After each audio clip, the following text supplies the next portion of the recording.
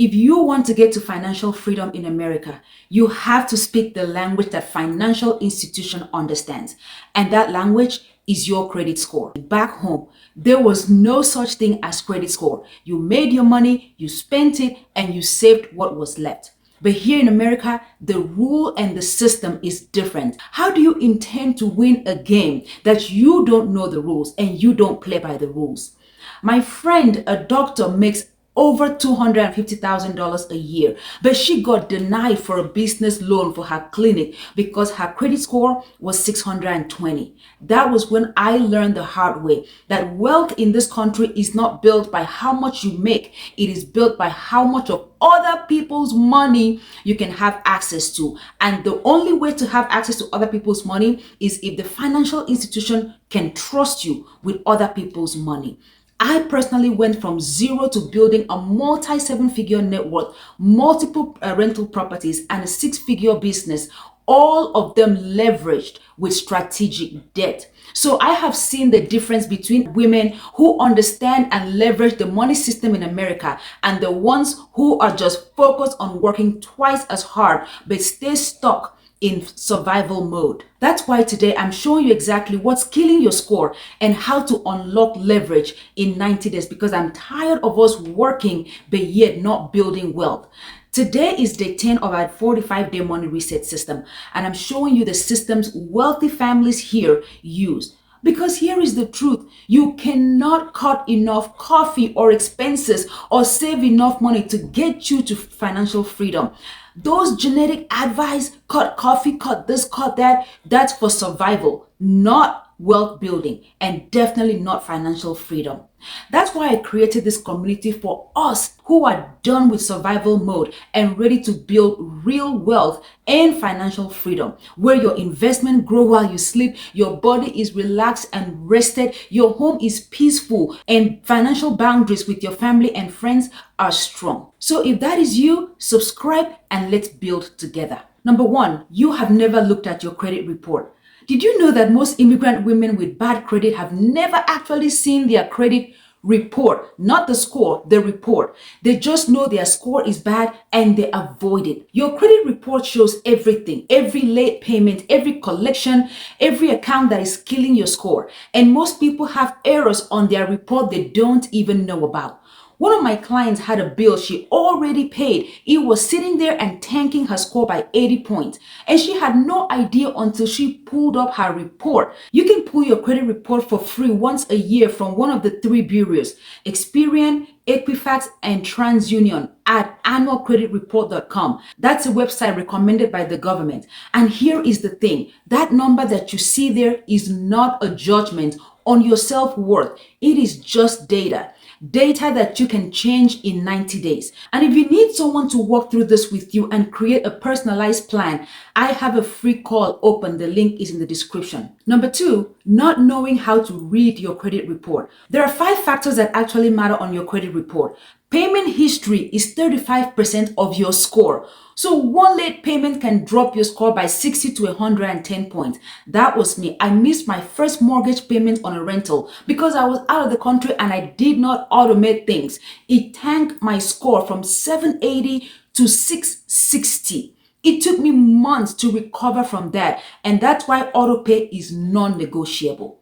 Number two, credit utilization is 30% of your score. So if you are using more than 30% of your credit limit, you are killing your score. I normally keep mine under about 10% utilization. That means if you have $5,000 limit, do not carry more than $500 on that card. Credit age is 15%. That means how long have you had that credit? It really matters. So closing all cards, it shortens your credit age and drops your score. Another one is credit mix. That is 10% of your entire score. So having different types of credit cards, car loans, mortgage, it does help you. But don't stress about this one because it's only 10%. Opening new credit card, that's 10% of your score. Every time you apply for a credit card or a loan, it is a hard inquiry. And too many of it in a short time makes you look desperate. So it's very important for you to limit your applications. Most people focus on the wrong thing. They are trying to pay off all debt when the real problem is that Their utilization is 80%. The more you know what really impacts your score, the better for you. Or sometimes they're closing cards thinking that it would help them when actually it's hurting their credit age. You have to know which factor is killing your score so that you can fix the right thing. Number 3, you're not disputing errors. Now, here is what most people don't know. 20 to 40% of credit reports have errors in them. Accounts that are not yours, balances that show even when you've already paid them off, late payment that you know you paid on time. And if you're not disputing them, you're leaving points on the table. A few months ago, I had a client who had 3 collections on her report. 2 of them were not even hers. We disputed them and they got removed. And her score immediately jumped by about 120 points in just 45 days. So you can dispute errors by writing to the credit bureaus, all 3 of them, and send it certified mail, not email, because certified mail gets a better result. Most people never do this. They see something wrong and they think, oh, it would fall off by itself. It would fall off eventually. It won't. You have to dispute errors when you see one on your credit report. This is the reason why it's very important for you to look at your credit report. And if you dispute it, they cannot verify. They have to remove it. That is the law. Number 4, your utilization is too high. This is the fastest way to boost your score, and most people have no idea that they're doing it wrong.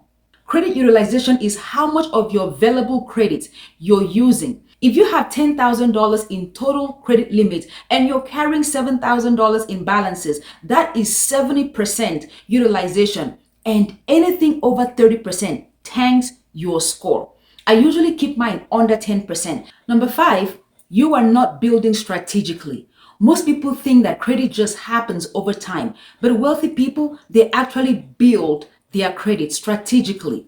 One of the fastest ways to boost your score is to become an authorized user on someone else's old card, your parent or your spouse or a sibling. As long as they have perfect payment history, low utilization, and the account is at least 10 years old. Because when you get added as an authorized user, you inherit their entire payment history. I do this for my children when they turn 13. I added them to my account that I've had for 12 years with perfect payment history. I don't carry over any balance. So by the time she's 18, she would have 780 credit score without ever having her own card. If you don't have anyone to do this for you, you can open a secured credit card. Discover or Capital One both have really good ones. You put down a deposit, $500, $1,000. You use it for small purchases. Pay it off in full every month. Do not carry over a balance. And after 6 months, they will review you for an unsecured card. But here is what most people don't do. They don't have a plan. They're just reacting, paying bills, missing one payment, opening a card because they got a good offer. And that is not strategic. That is actually survival. Wealthy people build credit with intention because they know that it unlocks leverage to other people's money. So how did I actually use my credit to build a multi-7-figure net worth? Let me show you what happens when you fix your credit and when you understand leverage. Once my credit score hit 780, everything changed. The first year, I got approved for a $200,000 mortgage on my first rental property. I pulled a $40,000 payment from my IUL policy and used that as my down payment. So now that property cash flows at $800 a month. That is 24% annual return on that my $40,000 down payment. So year 2, I pulled another $30,000 from my IUL and started an e-commerce business. That first year hit 6 figures, and that gave me over 400% return on my investment. By year 3, I used the profit from my e-commerce business, fund my IUL with it, then pull about $50,000 out for a down payment on a second rental property. And the crazy part, that $50,000 that I pulled out of the IUL is still compounding. Even when I borrowed it out, that is the power of an IUL. So second property cash flows at least $400 a month. By year 4, I scaled my e-commerce to a higher 6 figures, about $600,000 a year. Then bought another rental using the same strategy. Funded my IUL, borrowed from it, cash flow about $600 a month. Year 5, I bought the 4th rental property. So total rental income a month from all these multiple rentals is over $3,000 a month. How much of my own money did I use to build all of this? Literally less than $200,000. The rest was other people's money, having access to other people's money at a very low interest rate. That's leverage. And it all started when fixing my credit score so banks would actually trust me with other people's money. You can do the same thing, but you have to start with your credit and also understand how to leverage the system. Here is what I want you to do this week. Pull your credit report at annualcreditreport.com. Look at it. Identify what's killing your score. And if you need help with any of these things, I have a free call open.